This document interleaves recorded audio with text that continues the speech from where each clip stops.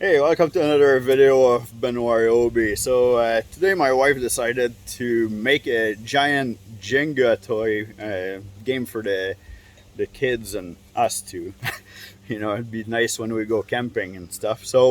Anyway, and for this, like, she cut all the pieces of wood already, and then we have that little sander here, P401. So after all those pieces of wood are cut, they're pretty rough to the touch here. I don't know if you guys can see how rough this wood looks here. And then what she's doing right now, so I cannot take any credit for this because I haven't helped with this project at all. So she's making the wood all soft, and then she's also doing the edges like this. And then she's doing all of this just with the sander here, no other special tool. Like that, when you play the Jenga game, all the wood's gonna slide nice and smooth on top of each other, so you can actually take the pieces out. So the size of sandpaper that takes is 5.5 inch or 140 mil, and it vibrates at 11,000 shakes per minute. In order to do this, the sandpaper that she's using on there is 220 grit. And then if you guys are interested to know about the Jenga game, so that's just 2x4 here, and they're 10.5 inch long, so that makes them fit perfect like that. So of course there's going to be a pile of them there. Now this tool here is not a HP, so you don't need the HP battery on it, but you know, we have lots of those HP batteries, so we're using it with everything.